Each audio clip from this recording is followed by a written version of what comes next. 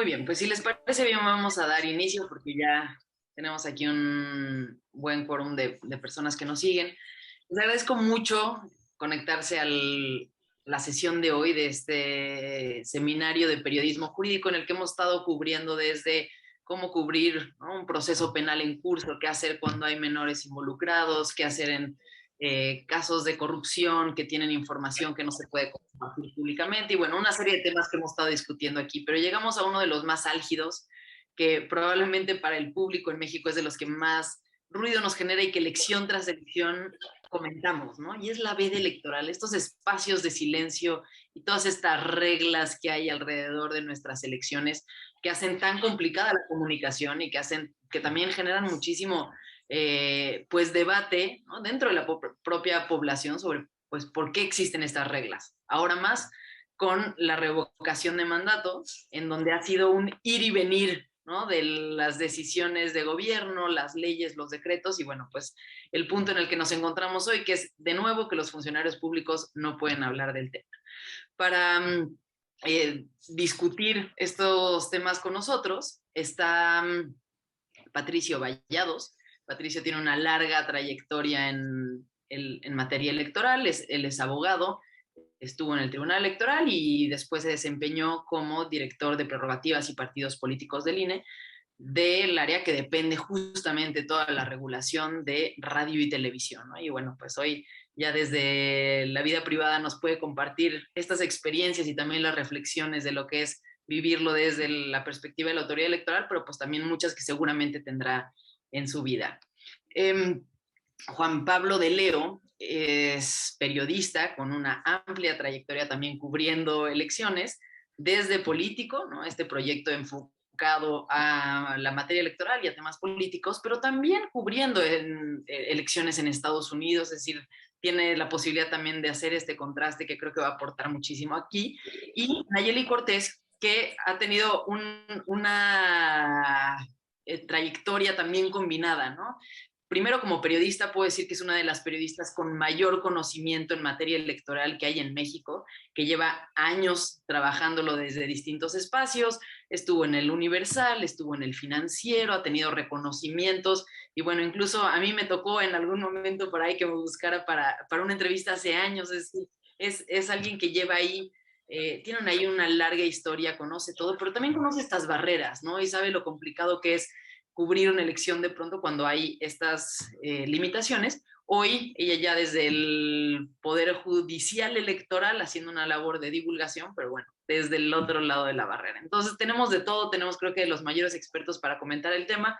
Si les parece bien, arrancamos. Y quisiera empezar contigo, Juan Pablo, justamente por esta experiencia de la que hablabas, ¿no? Que tienes todo este bagaje internacional que lo puedes comparar con el mexicano para hablar de lo raro que es en el mundo y sobre todo cuando nos comparamos, ¿no?, con este país que tenemos tan cerca, tantas limitaciones que hay a la hora de poder de cubrir unas elecciones. Porque además, tú, bueno, como conductor en televisión, te aplican también las reglas. Es decir, hay cosas que tenemos que cuidar, temas de que si el equilibrio que se le da a unos y a otros en una mesa de debate, los minutos, hasta los minutos se cuentan, ¿no?, para luego publicar qué es lo que hacen los medios de comunicación, si están inclinando o no a un candidato.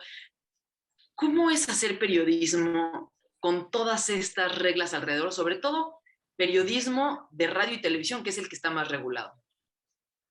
Sí, primero que nada, Patricio, Nayeli, Fer, muchísimas gracias por la invitación. Un gusto y un honor poder estar con ustedes esta tarde para discutir, para platicar acerca de un tema que es muy relevante y que cada vez creo que es más relevante con la aparición de los medios digitales, con los medios concesionados, con los medios públicos y con la conversación que todo esto genera, sobre todo para la sociedad y para este derecho a la información que debería de estar garantizado para todos y cada uno de los lectores. Me parece que estamos hablando en México de una falta, de una carencia de cultura democrática respecto al tema de la ley, porque las leyes están ahí, las regulaciones están ahí, sin embargo, ante la ausencia de esta cultura democrática por parte de los actores políticos y por parte también, hay que decirlo, como una autocrítica de ciertos medios de comunicación se ha sobreregulado todo lo que tiene que ver con la recepción de información que tienen las personas. Si bien,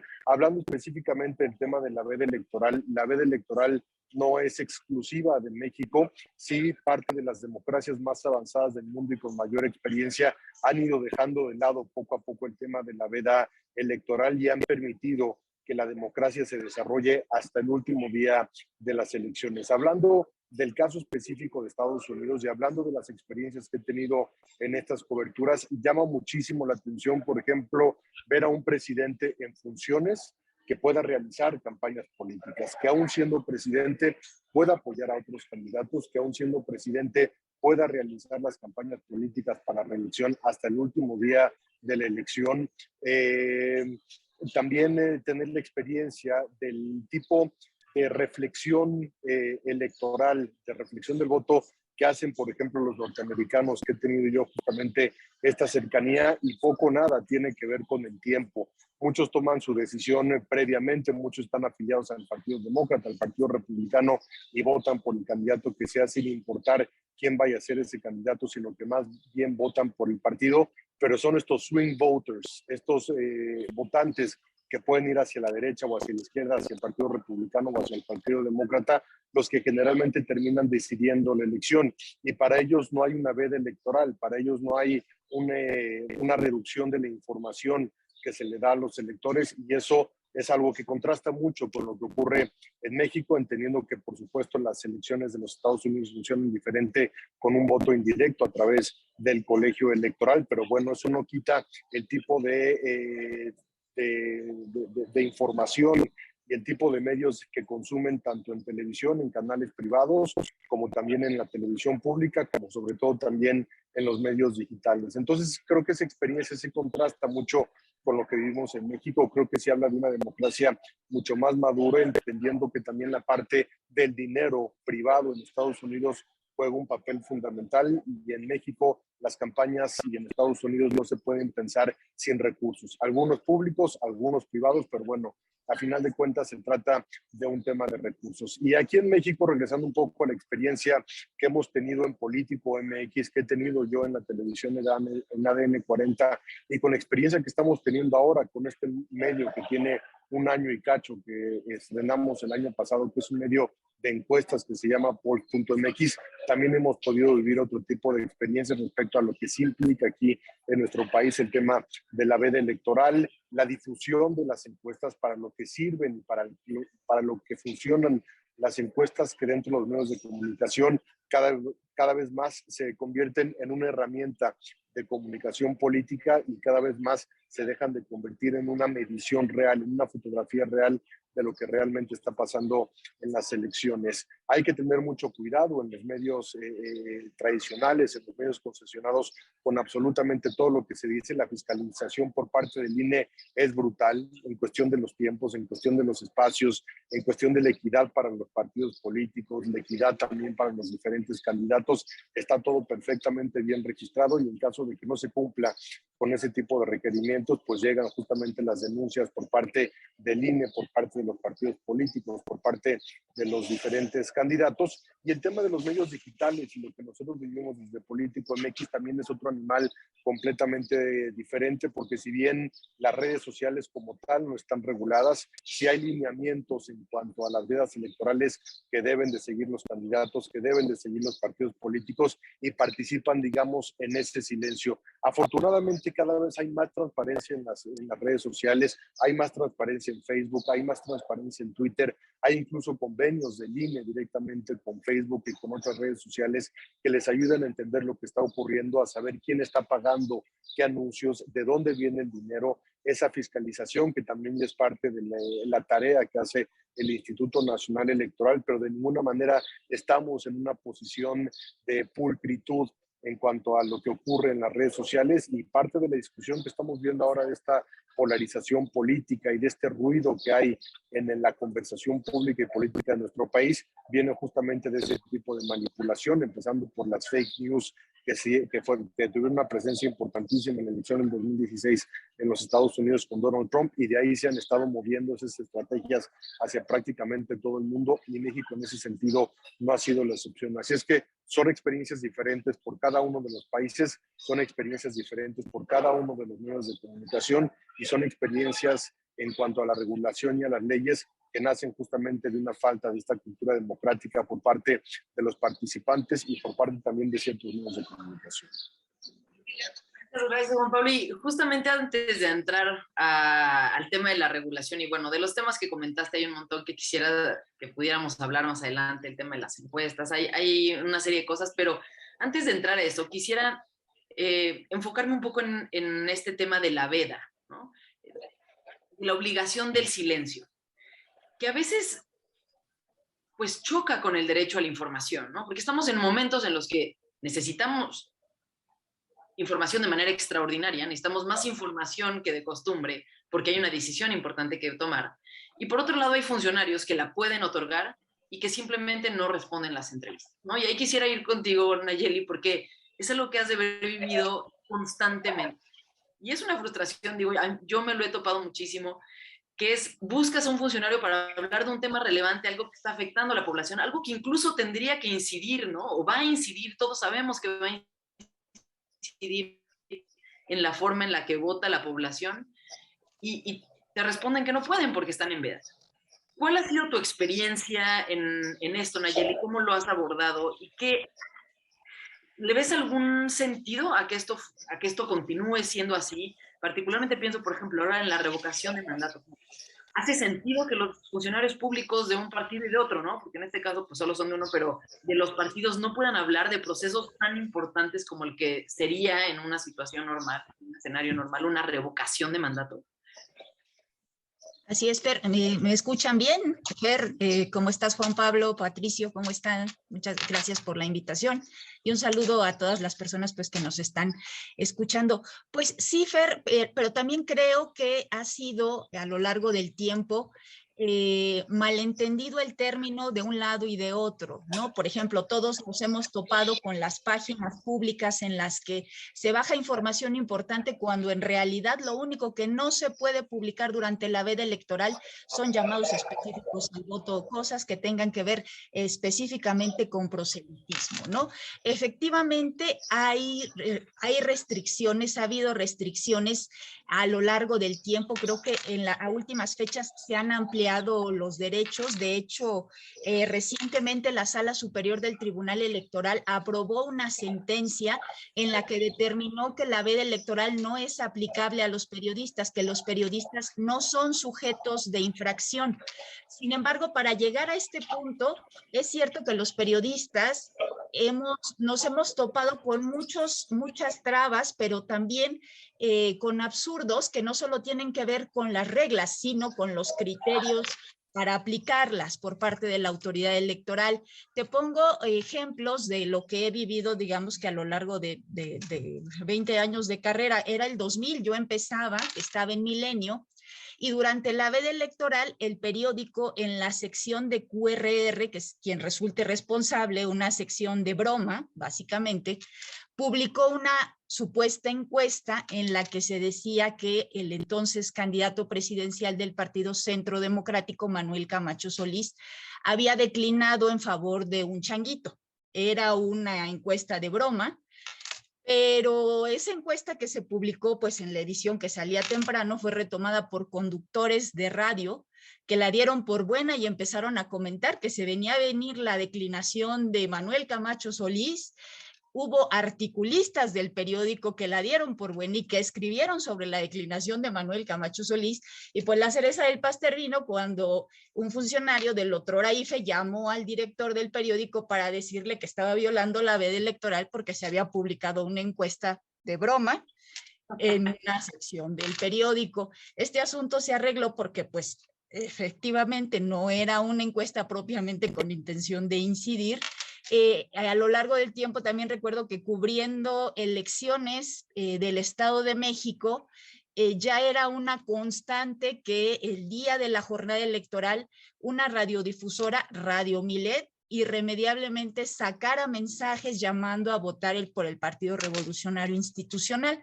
Si lo primero es un absurdo, creo que aquí veíamos una aplicación al menos sí adecuada de la veda, porque pues ahí había un llamado expreso al voto y independientemente de si estábamos o no con la veda, pues creo que la función periodística debe ser otra, ¿no? Entonces, por eso digamos que yo la evaluación que hago es que independientemente de que la veda nos limite o no, que como te digo, pues ahorita en realidad gracias a esta sentencia, en términos generales ya no tendríamos limitación, creo que nosotros como periodistas sí tenemos que tener cierta sensibilidad y criterio para definir qué tipo de información sí se debe difundir durante la veda electoral, ¿no? A partir de nuestra función social. Por ejemplo, sería periodístico que yo sacara una nota con llamados expresos al voto.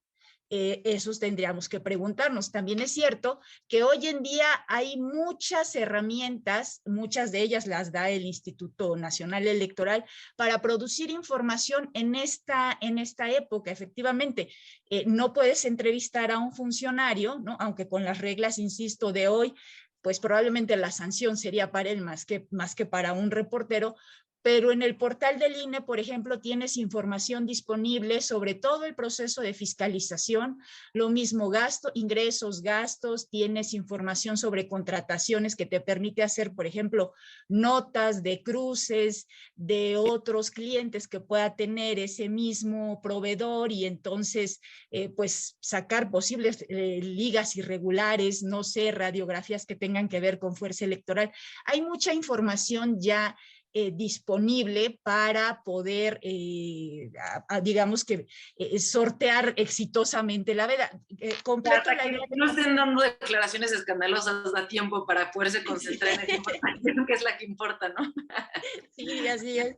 Pero justo para complementar lo que decía Juan Pablo, él como conductor tiene restricciones, efectivamente, porque pues sí, en el tema de las concesionarias, el tema sí es más rígido por el modelo de comunicación política. Seguramente Patricio nos podrá explicar más a detalle esto, pero también a raíz de que se emite una sentencia por parte de la Sala Superior relacionada con las conferencias mañaneras, el REP 139 y acumulados, y en esa sentencia lo que se dice es que los concesionarios de radio y televisión tienen un gran riesgo de incurrir en la difusión indebida de propaganda gubernamental si es que deciden transmitir total o parcialmente la mañanera, ¿no? Entonces, pues esa sí es una restricción adicional que pues tendríamos que pensar si es que todavía es válida. Y a lo mejor, y esta es una cosa que yo pongo sobre la mesa, también tendríamos que valorar si el problema es solo esta restricción con la veda o si el problema o si lo que habría que cambiar es todo este modelo que es muy restrictivo en comparación con el modelo gringo, como bien decía Juan Pablo, sobre todo porque entendemos que el actual modelo de comunicación política pues surgió a raíz de esta contienda de 2006, donde hubo pruebas de que el mismo spot para dos partidos distintos, pues costaba diferente. Pero hoy incluso a través de los números del INE nos podemos dar cuenta que los partidos políticos ya invierten más en redes sociales que en lo que destinan, digo, además de que el tiempo ya es gratis, ¿no? Pero a producir un spot de televisión.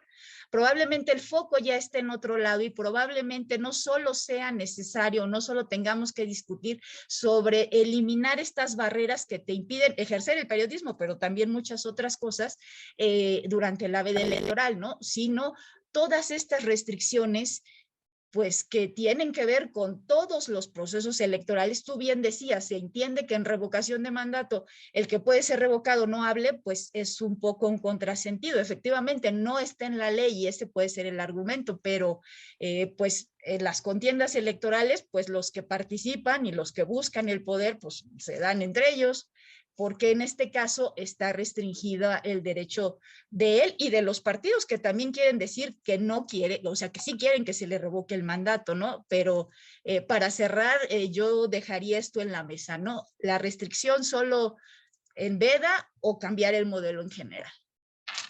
Muchas gracias, Nayeli. Y bueno, para hablar justamente ahora sí de cómo está la regulación, cómo funciona. Y preguntarte también, Patricio, porque quisiera que nos explicaras, creo que nadie lo puede explicar con los detalles. ¿Cuáles son las limitaciones en los medios de comunicación tradicionales, sobre todo radio y televisión, que son los concesionarios, pero además, si hay otro tipo de regulación para los demás y si tiene sentido en el mundo del Internet, ¿no? Tú has trabajado muchísimo en la tecnologización de la democracia en muchos ámbitos, pero ¿entra esto también la regulación?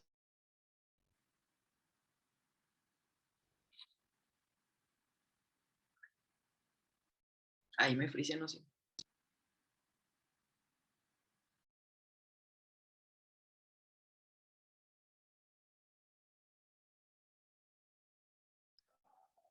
Perdón, Patricio, estás en mute, Patricio. Perdón.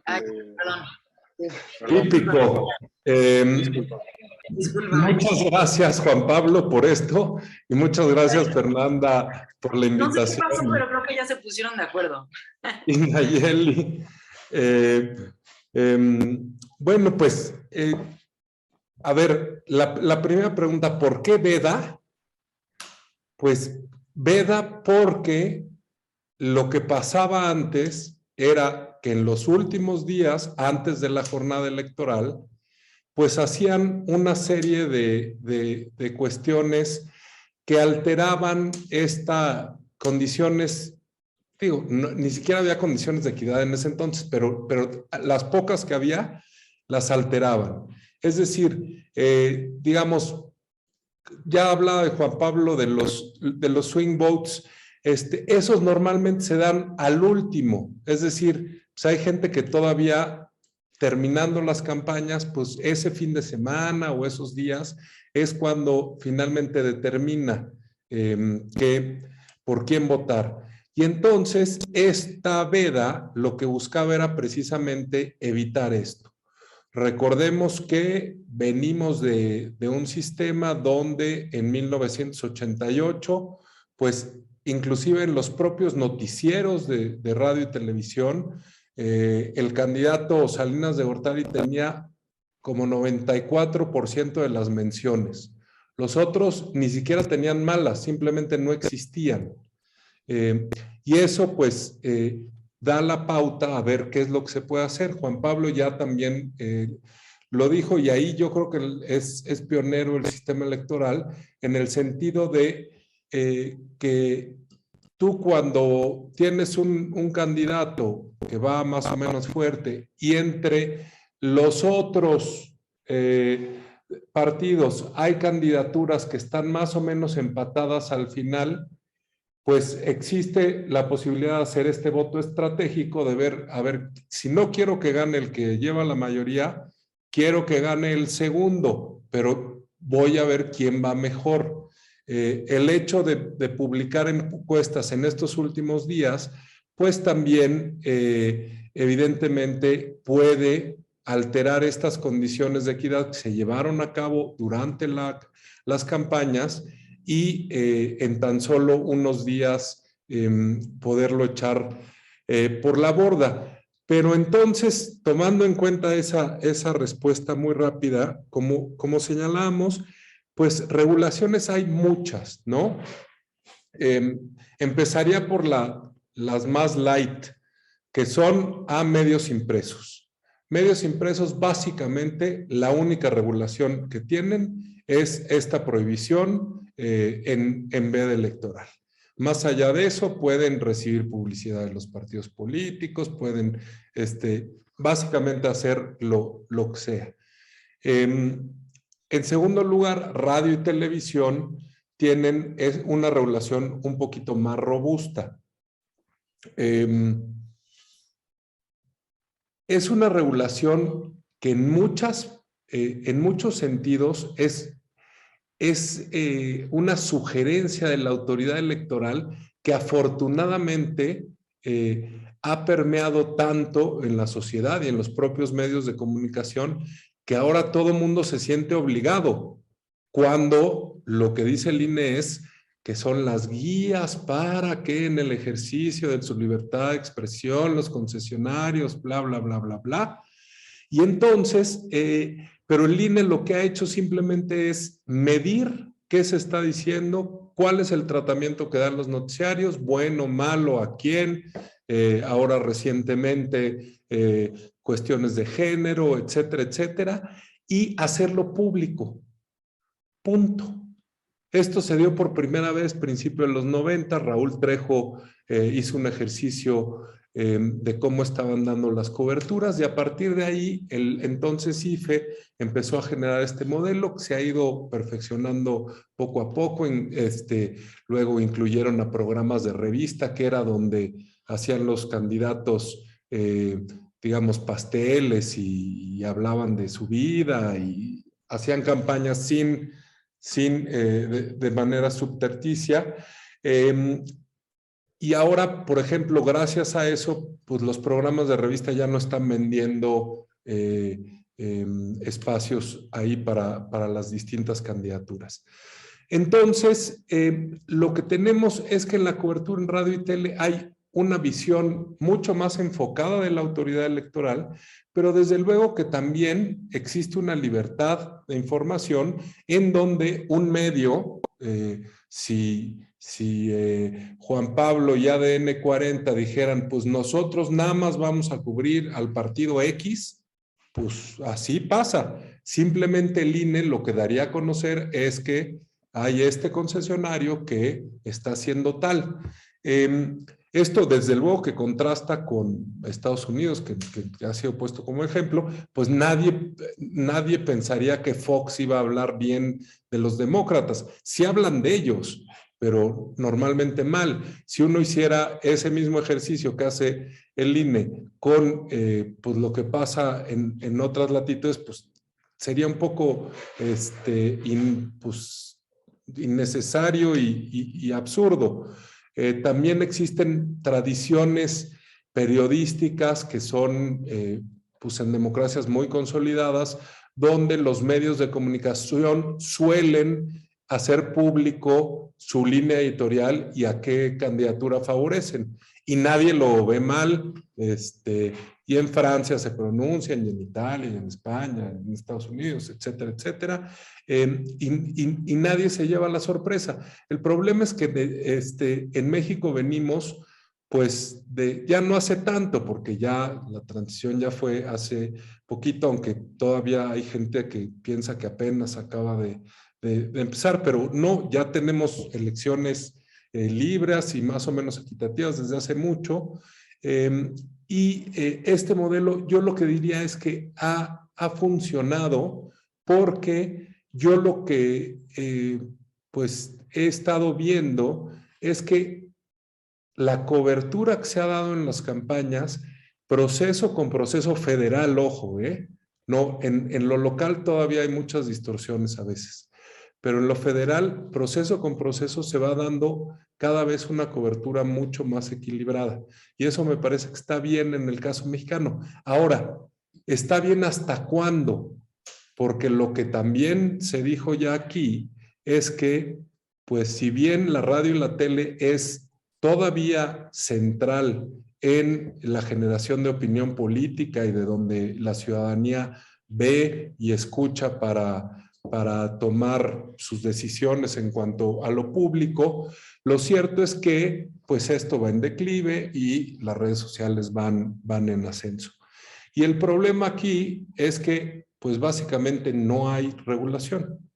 El INE lo que ha hecho es poder sancionar básicamente pues a los burros, porque son los que hacen directamente y violan la norma en la página de el partido político o en la página del ente gubernamental.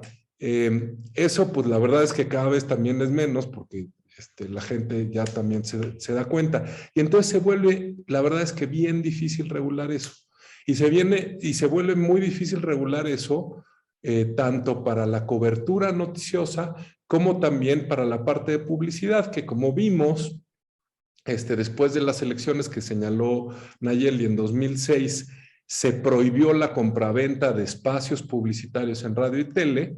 Esto sigue así, me parece que está bien en el caso mexicano, pero lo que tenemos el contraste es que en las redes sociales pues no existe eso. Sí existe la prohibición si no está declarado, sí una serie de cuestiones, pero así como en la prensa escrita, pues no existe mayor limitante a eso.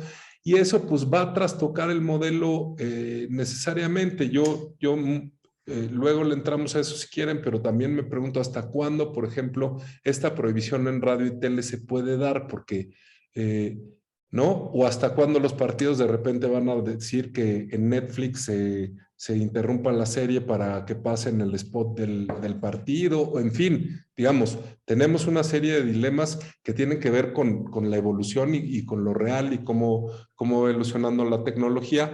Pero entonces yo lo que diría, ya para cerrar, es sí existen estas normas restrictivas en el último tramo, que tienen una historia detrás, que habría que ver a la luz de ahora de las redes sociales y de la evolución si tiene sentido o no tenerlas. Y en radio y televisión en general existe mayor regulación, pero también es una regulación bastante que invita a la autorregulación de los medios más que a una cuestión impositiva.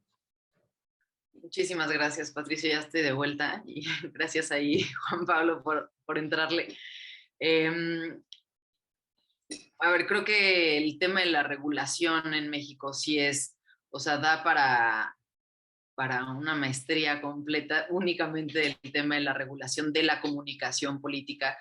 Y yo no sé hasta qué punto eso es un problema, ¿no? O sea, el hecho de que haya tal carga cuando pues es una etapa en la que se busca, ¿no? Que haya la mayor diversidad de opiniones, pero pues como ya se ha comentado en este espacio, esto contrasta mucho con la falta de regulación en las redes sociales, ¿no? Y que pues ahí se puede decir lo que sea y digamos son dos mundos opuestos. Y dentro de ese mundo que no está regulado, hay un problema muy específico que el mundo no ha sabido resolver y son las noticias falsas, que en tiempo electoral estallan e inundan este universo. Y quisiera ir contigo, Juan Pablo, para que nos platiques un poco de esto, de cómo es la experiencia de ver desde un portal, tener que todos los días seleccionar la información verdadera del mar de información que hay, donde se genera de todo tipo de información, pero además para competir, ¿no? Siendo un medio serio que le dedica, ¿no? Que paga periodistas, que hace la investigación, que checa, ¿no? Con los funcionarios directamente para ver si la información es real. ¿Cómo hace para competir con alguien que acaba de crear su página de internet, inventa información y genera más clics, ¿no? Y bueno, eso por un lado como de competencia, pero por otro lado como también los efectos sociales y no sé si tú hayas pensado alguna forma en lo que esto se pueda regular, qué se puede hacer. Yo sé que es un tema en el que no hay respuestas en general en el mundo, pero bueno, pues escuchar tus reflexiones al respecto. Sí, y también retomar con mucha razón lo que tanto Nayeli como Patricio han dicho, y lo planteo a ustedes tres. Es la eterna duda respecto a qué tan informados pueden votar los votantes o qué tanto votan más bien por el tema de la emoción. Y el caso específicamente de las fake news y de lo que pasó en la elección del 2016 tiene que ver mucho con eso. Es decir, no era una persona con un blog que estaba inventando información ni que le estaba compartiendo, sino que detrás de lo que provocó el protagonismo de las fake news en la elección de Donald Trump fue la empresa de Cambridge Analytica, fue la injerencia del gobierno de Rusia que fue confirmado por 18 agencias de inteligencia norteamericana. Y lo que supo hacer Cambridge Analytica, lo que le vende Cambridge Analytica a la campaña del entonces candidato Donald Trump, y lo que también, en donde también participa el gobierno de Rusia y Vladimir Putin específicamente, es en esta parte de saber cómo llegarle a las personas, con qué lenguaje, con qué mensaje, qué emociones tocar, y a partir de esas emociones remover ese descontento social para capitalizarlo en una acción específica que a final de cuentas era: tienes que votar por Donald Trump porque tu país se encuentra en peligro, porque los extranjeros te están robando las posibilidades. Y no es que fuera mentira, ¿no? Lo vemos dentro de la sociedad norteamericana con lo que está pasando, la pobreza, la inequidad, el descontento, el desplazamiento también de muchas personas que en algún momento tuvieron esas oportunidades del sueño americano, sino que a partir de estos datos, de esta data que consigue Cambridge Analytica, que era un tema de no solamente sé quién eres, sino te conozco tanto que entiendo qué es lo que te mueve y qué es lo que toca tus fibras más sensibles, para de esa manera moverte, casi obligarte a que votes por un cierto personaje. Y entonces, hablando del tema de las redes sociales y la regulación, yo empezaría por el tema de los datos, de la privacidad, de los algoritmos, que también Nayeli debe de conocer muy bien de cómo se mueve el tema del SEO y los algoritmos de Google, y cómo puedes estar bien posicionado y cómo no puedes estar bien posicionado, que por una parte funcionan con la inteligencia artificial y el machine learning, pero que eso también tiene un factor humano, porque finalmente la programación siempre va a tener un factor humano, y que por otra parte se centra en los moderadores de los filtros que utiliza, por ejemplo, Facebook. En Facebook hay periodistas, hay seres humanos detrás de las computadoras, detrás de las cuentas de Facebook, que se están dedicando a revisar los mensajes que se publican, las noticias que se publican. Y yo sí te diría que la experiencia de Político MX y de Pulse MX cada vez es más complicado y cada vez es más difícil poder publicar cosas en las redes sociales, específicamente en Facebook, porque sí hay una revisión, pero finalmente esa revisión también es una revisión humana y que hace en la subjetividad de qué es lo que está bien, qué es lo que está mal, qué es mentira, qué no es mentira, y qué tipo de mensajes también que publican los políticos a través de medios de comunicación que ellos mismos hacen y que ellos mismos utilizan para extender ese mensaje. ¿Quién está regulando finalmente ese tipo de medios de comunicación digitales que están muy lejos de ser un medio de comunicación tradicional, como lo puede ser la televisión, como lo puede ser el radio, y como sobre todo pueden ser estos medios concesionados? Entonces, sí fue un fenómeno que vimos que nace en 2016, que a partir de esta obtención y el manejo de la data, Cambridge Analytica lo traslada a muchas otras empresas. Hoy México tiene una cantidad de consultores impresionantes que ya no se centran... Todos venden lo mismo, ¿no?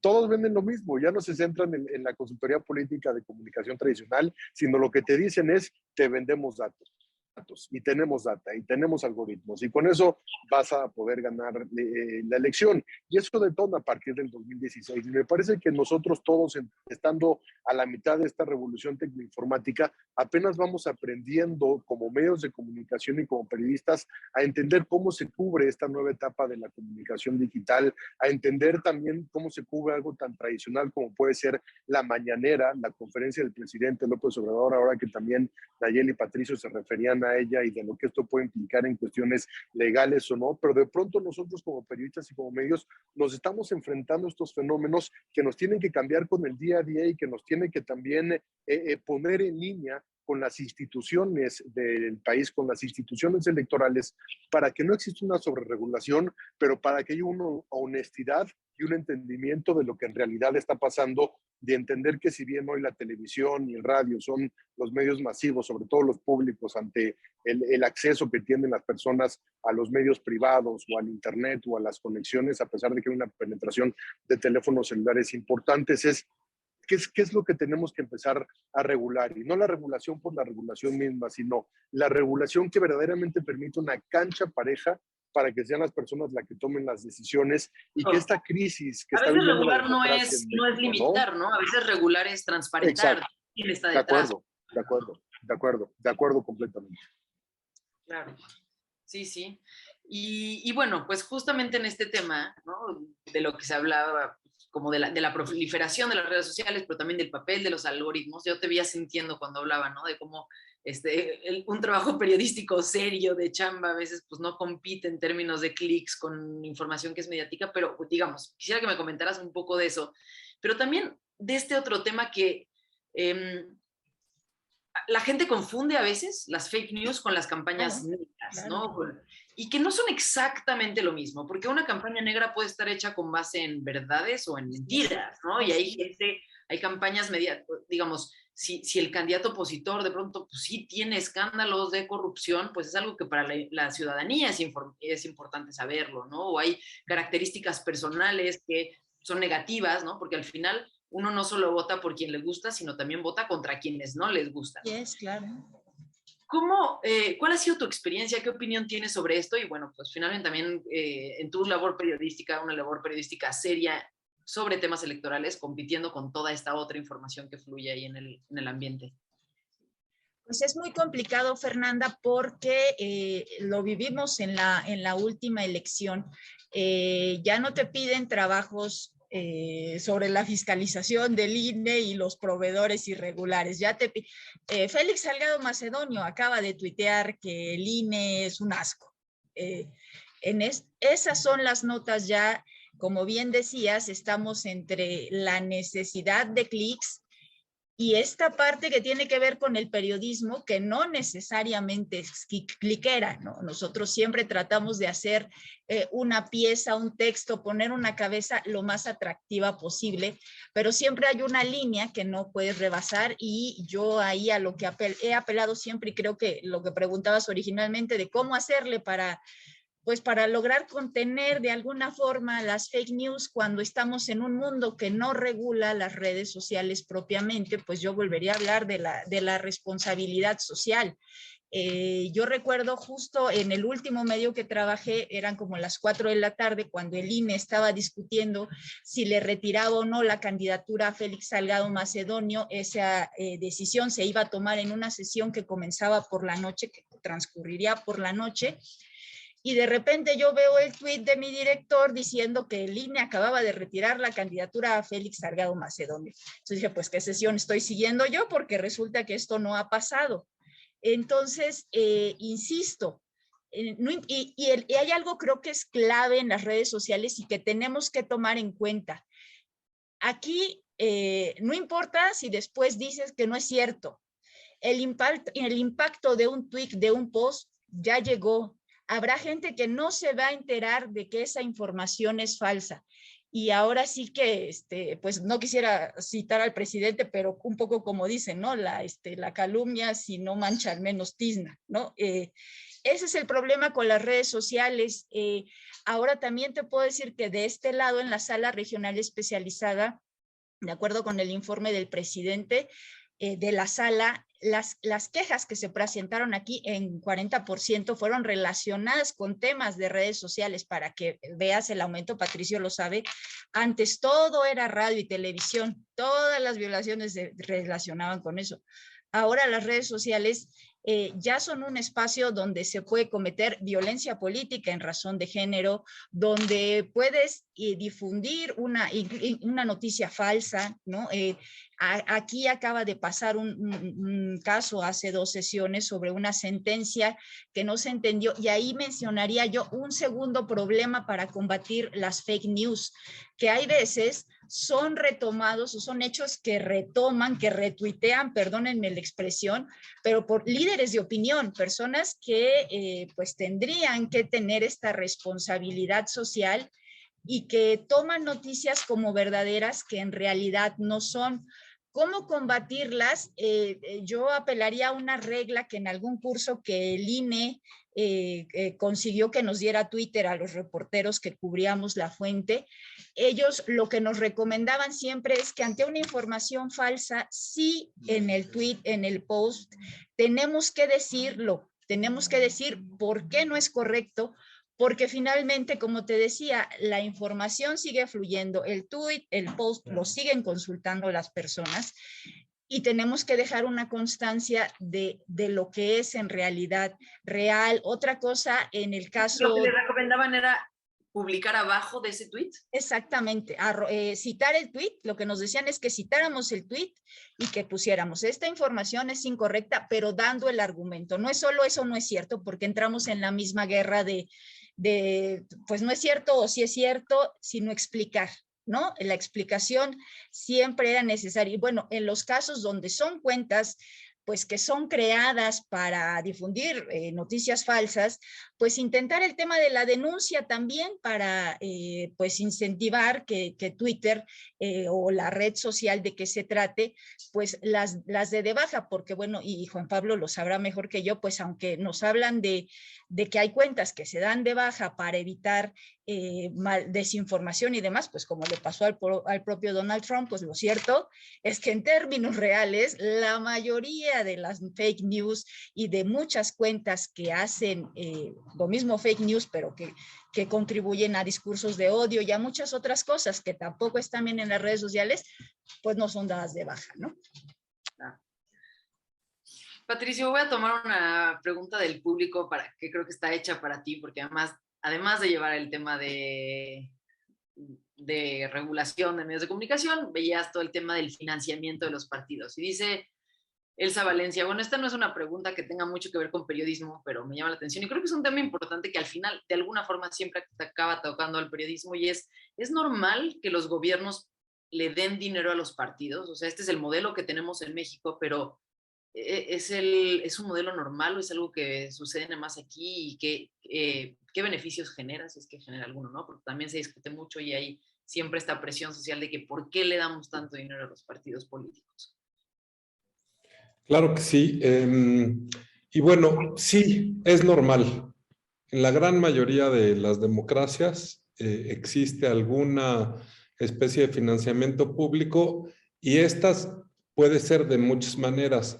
Hay muchos países que le dan a los partidos el financiamiento, depende de cómo les vaya en las elecciones, es decir, después de que hubo la elección. Hay otros sistemas donde son más cosas en especie. Digamos, se suele decir que en Estados Unidos no existe financiamiento a los partidos y eso es falso. Existe financiamiento a los partidos, pero lo que normalmente, si tú tienes financiamiento, entonces estás sujeto a topes que no tienes si renuncias al financiamiento. Entonces, inclusive en Estados Unidos existe financiamiento. ¿Por qué?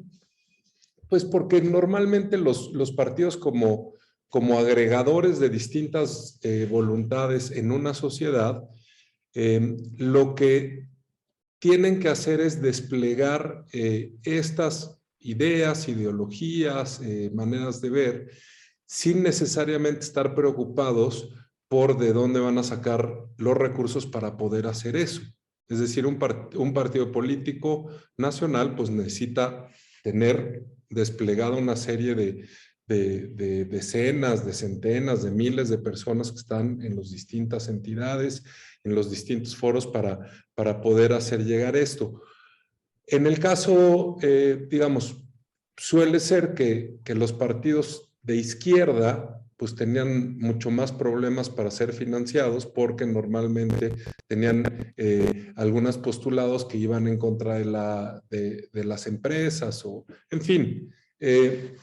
Entonces, lo que se ha hecho es precisamente optar por estos niveles.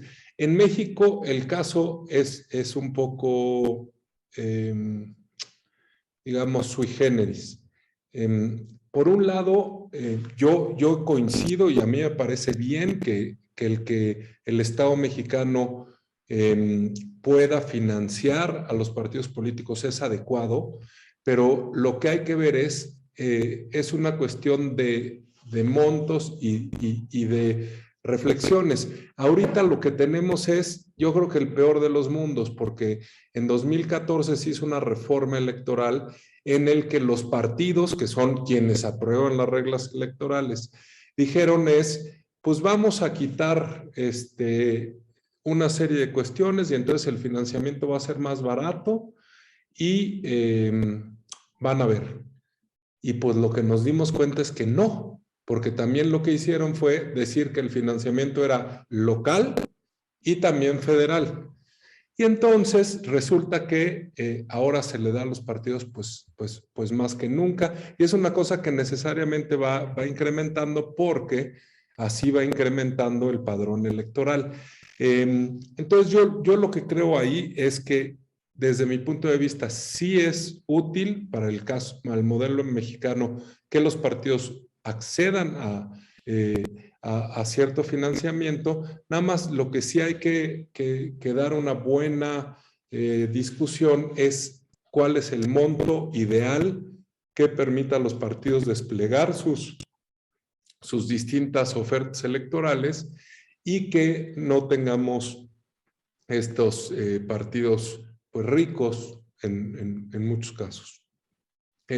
Y nada más, yo lo único que añadiría a lo que habían estado abordando tanto Juan Pablo como Nayeli es, en efecto, creo que lo que hay ahora es básicamente pues hacer público, hacer del conocimiento de más gentes este tipo de noticias. Hay un ejemplo que es interesante, desde luego no puede ser constante, pero en el INE, yo cuando estaba, lo hicimos en 18, 21, el día de la jornada, por ejemplo, teníamos un sistema que se llamaba Certeza, que lo que era básicamente estar viendo todas las redes sociales y poder estar haciendo un fact-checking de inmediato con las cuestiones que atañían al INE. Y entonces lo que se buscaba era, pues, contestar rápidamente, que cerraron la casilla no sé dónde, que hay violencia en tal, qué tal. Y entonces rápidamente, porque teníamos mucha gente en el campo, podía la autoridad electoral atajar eso y decir si era verdad o no. Eso desde luego que no se puede hacer diario y pues me quedo ahí porque en eso la verdad es que los expertos son ustedes. Muchas gracias. Se está cortando un poquito mi internet de nuevo, pero voy a intentar hacer la última pregunta para ti, Juan Pablo, que el tiempo extra se va para uno solo. Todavía no nos aplica la nueva regla del fútbol americano. Juan Pablo, tengo este pendiente de las encuestas. Tienen como un papel, tienen como este papel místico dentro de las elecciones, pero están muy reguladas. Lo he platicado yo contigo, que no solo como en la publicación, sino desde el levantamiento, en los registros, muchas cosas que se tienen que ver alrededor. Platícanos de eso. Sí, mira, y siempre lo aclaro, ¿no? Yo no soy encuestador, soy periodista y el proyecto que levantamos de Pulse MX el año pasado tiene como principal objetivo transparentar las encuestas, porque como lo decía al principio, y Patricio lo sabe muy bien, cada vez más las encuestas son utilizadas como herramientas de comunicación política y no como fotografías del momento para que la gente se pueda dar una idea, sobre todo, y también tú lo sabes con el proyecto, hacia dónde se puede ir tu voto, hacia dónde también puede tener una mayor efectividad, que a final de cuentas eso también es inteligencia electoral. Y lo que nosotros hicimos fue copiar el modelo que varios medios en Estados Unidos tuvieron, sobre todo también en el 16, que es esta encuesta de encuestas, o es este poll of polls.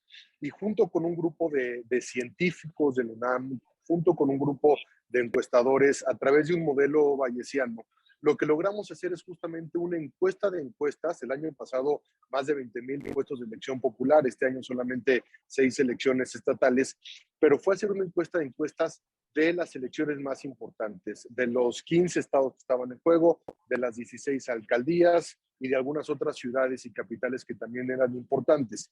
Y lo que hace la encuesta de encuestas es que te elimina justamente esa incertidumbre de las encuestas que ponen a ciertos candidatos muy altos y de las encuestas que ponen a ciertos candidatos muy bajos. Entonces, hay, por supuesto que hay encuestadores fabulosos y espectaculares en este país que tienen toda la experiencia del mundo, que tienen todo el reconocimiento, que tienen las mejores prácticas y a partir de ahí ese tipo de encuestas sobresalen y ese tipo de encuestas se quedan, digamos, en la media de nuestra encuesta de encuestas. Nosotros no nos hemos metido en el levantamiento de encuestas porque en primer lugar son muy caras y como medio de comunicación no nos quisimos combinar en esa parte ni meter en ningún tipo de conflicto de interés. Y por otra parte también hay mucha duda y hay mucho movimiento en la industria de las encuestas respecto a cuáles hoy son las encuestas más precisas. Si es por teléfono, si son presenciales, si son híbridas, si son por focus groups, si son digitales en Facebook, si son por WhatsApp ahora que te mandan los mensajes. Y bueno, finalmente es un tema que nosotros no conocemos y lo que hacemos es más bien tomar las mejores prácticas que puedan ser reflejadas